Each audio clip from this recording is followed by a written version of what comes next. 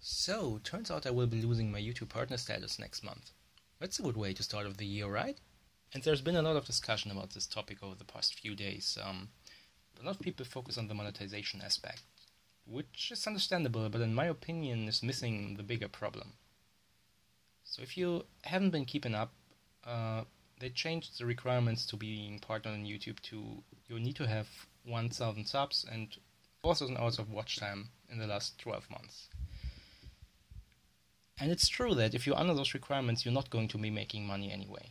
At least, not any significant amount. So, but I said that's not really the problem. The problem is that these requirements, along with how YouTube's algorithms work, forces you to put out a specific kind of content, which I will be getting to later. But first, let me take you back to the past. So gather around, youngins. I'm going to tell you a story about the glory days of Smash Machinima on YouTube. So I discovered YouTube around 2007, 2008, and eventually found my way to Smash Machinima. And I figured, hey, I've been doing videos like that too. I mean, you've been recording them on VHS, but if there's an audience for it, why not try my luck at YouTube, right? And around the time I also got into brawl modding, and I eventually came across a certain kind of stage that had a completely green background. And one of the things that's always bothered me about Smash Machinima is that you're really limited in terms of locations. I mean, Brawl did have more stages than Melee, but still wasn't enough locations. But with this green background, you could green screen. So I put together a quick trailer, green screen some characters, put them on backgrounds from other games. Like, I didn't have to promote it, people just found it on their own. And it was really exciting to see these people find my content and enjoy the videos I made. So I kept producing more content, more people found my videos, the channel kept growing, it was great. So I kept producing more content over the years. I kept pushing myself, I wanted to innovate, I wanted to do more, I wanted to do it better. And it worked. My channel grew, I got more subscribers, I got more views, people were looking forward to new videos, and that went on until around 2012. Beginning of that year I finally became a partner, which I had been working towards for years. But towards the end of 2012 I started attending university and also got into competitive Melee, which had me traveling around Germany and Europe for a while. So Machinima had to take a bit of a backseat. But around 2015 I got really motivated to make Machinima again. So I looked at my channel and I saw that Dragon Ball Z Part 2, one of the last videos I've put out, became my most viewed video during my absence. It was still generating a lot of views and even some ad revenue, which was weird because up until that point it had been Soul Brawl Episode 1. But I also noticed that overall my channel was in a very slow but steady decline, both in views and subs. Which was okay, right? I was gone for a while, so whatever. And then I decided, okay, I'll finish Part 3. And hopefully that will revive my channel, right? And that went kinda okay. I mean, it put me back on the map with the Machinima community, but it didn't bring in any new viewers. And it didn't bring in the numbers of views my older videos did, despite my sub count not having decreased all that much, and that was already a little worrying. And I figured, okay, maybe people are just more interested in watching an ongoing series. During my absence, people commented, when is Soul Brawl coming back? Are you making more Soul Brawl? So I figured, okay, maybe I'll make a new series. I had plans to turn Dragon Ball Z into a full-on series anyway, but I wasn't sure if I could do it because I needed effects to pull it off convincingly. And not just any effects, I needed good-looking effects, and for that I had to learn After Effects, which I did for Part 3, so I figured, why not go ahead? So, learning from Soul Brawl's mistake, this time I planned out the overall story in advance, because with Soul Brawl I just wrote on the fly. So I spent a lot of time and effort on Episode 1, and it resonated well within the Machinima community, and some of my old subscribers, but still it didn't bring in any new viewers. So like I always do with bigger videos, I let them sit for a while, and then I evaluate what was good and what was bad. And I started realizing that text-based really doesn't work for this kind of action-orientated series. So I've decided, well, I'll give voiceover another chance. I've had bad experiences with voice actors during Soul Brawl, but whatever. Maybe that's why people weren't as interested anymore, right? Because they didn't want to read.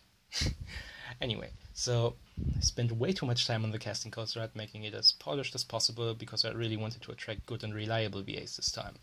But to my surprise, adding voiceover was a lot more complex than I thought, because I had to extend almost every dialogue scene. So after a while I finally finished the voiced version and released it. And once again, it didn't bring in any new viewers. So So once again I evaluated the episode and looked for stuff that could be improved. And I convinced myself that these flaws were the reason why my channel wasn't growing. So I went ahead and threw out all the effects I've created, because I figured they didn't look good enough. And thanks to the Film Me On YouTube series, I've created much more polished looking effects. And I also decided, what the hell, I'm finally going ahead and implement lip syncing, even if it makes it more complicated. And it did make it more complicated, because for convenience sake, all dialogue scenes now had to be done in Brawlbox. And that turned one of the easiest aspects of the series, at least for me. When I did dialogue scenes prior, I always just filmed characters standing around, and it turns this into a very time-consuming process.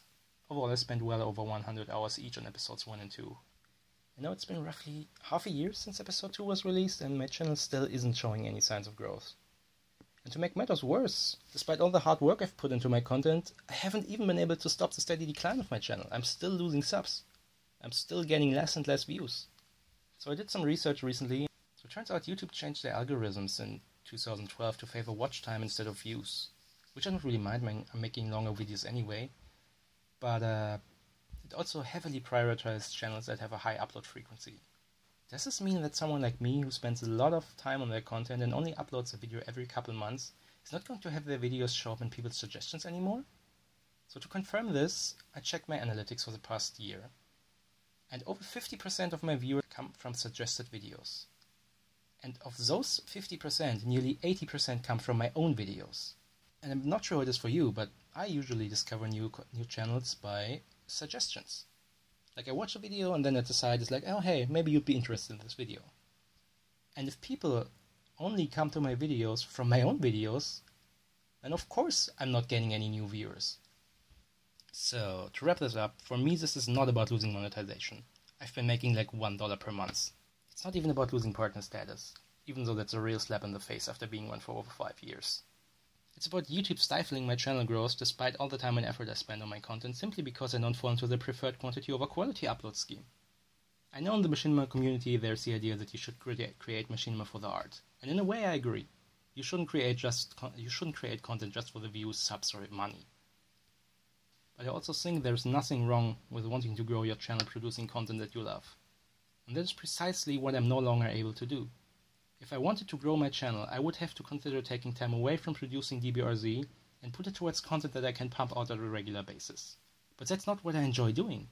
I love going all perfectionist on an episode until it finally matches my crazy expectations. But I also really miss seeing new people discover my videos. The point is, I will continue to make machinima because I enjoy doing it. But I have no faith that I will ever grow my channel again on this platform. Which is why the moment a proper competitor to YouTube shows up, I'm out of here. Fingers crossed that Twitch will continue improving its video hosting service. Because there's a lot of people fed up with YouTube. A lot of smaller channels that don't really get the chance to grow into bigger channels. Anyway, that's all. I just wanted to share my thoughts on the situation and how I feel about my current status on YouTube.